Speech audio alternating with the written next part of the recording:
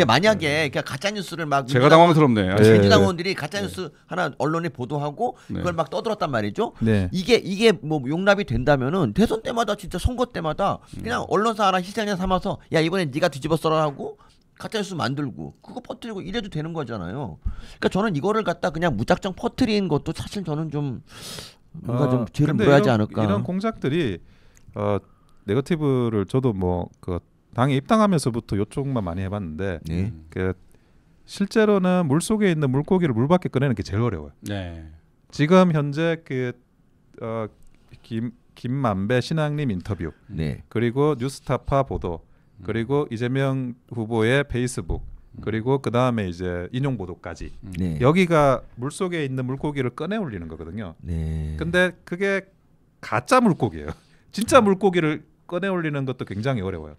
근데 가짜 물고기를 이제 그 꺼내 올린 건데 여기서부터는 물고기가 물 밖에 나왔기 때문에 사실은 뭐 민주당 입장에서는 내가 KBS 기사 보고 했다, 뭐 JTBC 기사 보고 했다, 그러면 이게 좀 면책이 돼 버리는 거예요. 그러니까. 그 다음 단계는 이제 그 책임이 옅어지는 단계인데 그래서 이거를 물 속에 있는 물고기를 가짜 물고기를 꺼내 올리는 이 작업까지는 이제 굉장히 책임을 진지하게 물어야 될 부분인데요. 그 다음부터는 좀 아무래도 그 민주당 의원들 조금 뭐 알고항 수준이 증거로 입증되지 않는 이상 면책이 좀 되는 거죠. 장 변호사님이 오늘 회만 먹어서 계속 물고기 얘기하니까 멀미난다고. 속이 미식미식하실 것 같은데. 다른 비유 없냐고. 그런 표정이야 표정이.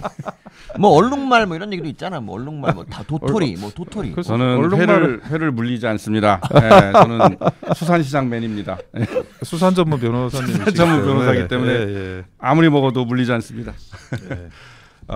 근데 진짜 물고기를 물 밖에 내기도 진짜 어려운데요. 가짜 물고기를 물 밖에 낸 그런 사건이라고 저는 보는 거죠. 되게 비유가 고급지네요.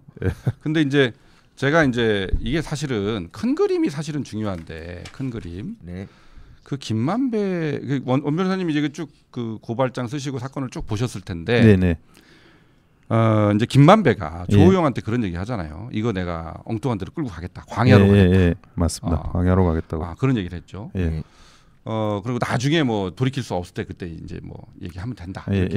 조호영한테 얘기하고 조호영은 이제 자기가 한사코 자기는 뭐 그 윤석열 검사 만난 적이 없다라고 하는데도 이제 그렇게 김만배가 이제 퍼뜨렸죠.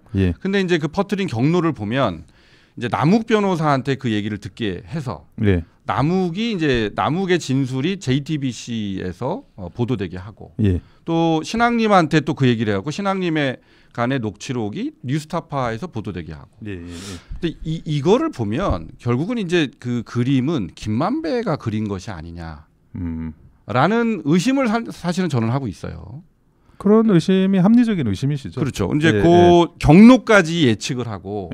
상당히 치밀하게 준비하고 그 뒤에는 어떻게 어느 언론사 이렇게 그런 것까지 다 준비를 하지 않았으면 그리고 이제 그 과정에서 민주당과의 상당히 깊은 의사연락 이런 것들이 있지 않았으면 이렇게 일사불란하게 짧은 시간 안에 이게 뉴스화가 이렇게 광범위하게 되기는 불가능했을 것이다라고 저는 보거든요. 근데 그런 부분은 변호사님 입장은 시각은 어때요? 저도 그 부분에 대해서는 좀 동의하는 부분이 있는데요. 변호사님의 그런 생각하고 이제 그 요 관련한 등장인물들 중에 가장 리스크를 크게 부담하는 사람이 김만배예요. 일단 돈이 나갔잖아요. 자기 주머니에서 1억 6천이. 나머지 분들은 자기가 입이나 아니면 이게 손가락으로 거들었는데 그 김만배만 1억 6천이라는 비용이 지출이 되는 거예요.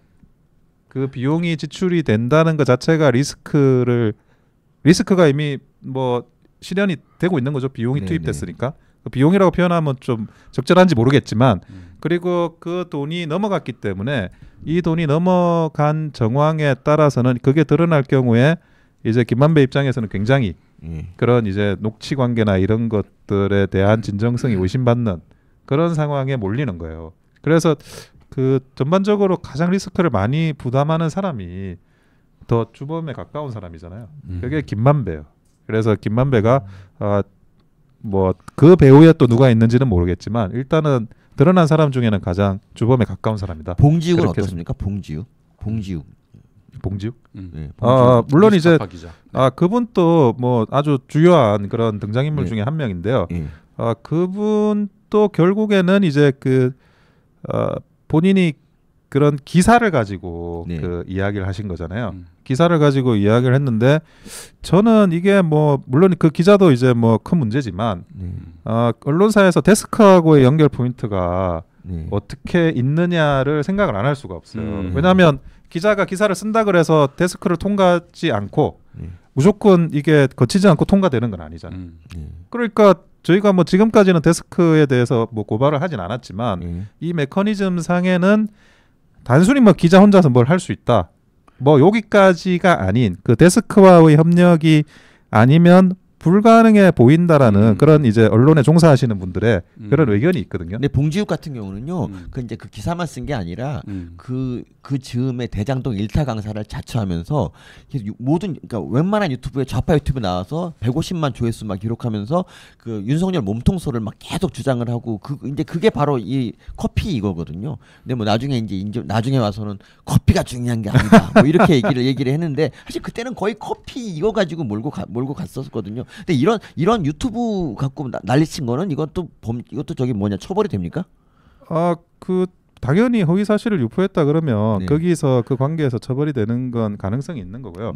그래서 제가 이 사안을 보면 만약에 이재명 후보가 그때 대통령이 됐다. 만약에 우리 뭐 상상하기 다 싫잖아요. 저도 상상하기 싫은데 만약에 대통령이 됐다 그러면 이 사건들이 대선공작 게이트는 묻혔을 거라고 저는 추측이 되고요. 두 번째로는 여기에 가담했던 사람들은 어찌 보면 정권 재창출의 공신에 반열에 오를 수도 있는 그런 상황이었던 거예요. 그러니까 여러 가지 뭐 기대 이익이라는 게 결코 여기에 가담하고 있는 사람들한테 작은 건 아니었던 거죠. 김만배 방통위원장, 뭐 봉지욱 KBS 사장 뭐 이렇게 되는 건가? 아니 사실은 우리 또 TV조선이 굉장히 힘든. TV조선 뭐 재승기는 거의 패간이죠, 패간. 거의 그렇게 된 패간이죠. 일단은 TV조선은 어려울 패간 될 것 같고 제 생각에 그때. 저는 그때 알아본 나라가 코스타리카였어요. 이민 괜찮더라 그래서 거기서 코스타리카에서 이제 임시정부에 만들어서 이제 거기서 방송하려 그랬어요. 그래도 여기는 코스타리카입니다, 여러분. 그러니까 뉴스트라다무스도 뭐 소멸했겠네요. 없지 그럼 우리는. 소멸했겠네. 뭐 조선일보 지면 정도만 살아남지 않았을까. 그런 내 어쩌면 성재준은 여기서 뉴스트라무스 오영 방송을 하지 않았을까. 이재명 각하의 뭐 없는 사람 까는 게 우리 룰이에요. 아니 어쨌든 TV조선이 그대로 이제 유지가 되고 우리가 뉴스트라다무스를 할 수 있는 것도 결국에는 저는 뭐 정권이 교체됐기 때문에 그럴 수 있는 게 아닐까. 차이가 근데 0.73% 차이에 불과했다. 아주 아찔하죠. 참 아찔합니다. 안녕하세요, 유튜버 서민입니다. 여기로 들어오셔서 구독 버튼 눌러주시면 세상에서 제일 재밌는 정치쇼 뉴스라다무스를 치타처럼 빨리 보실 수 있습니다. 구독과 알림 부탁드립니다.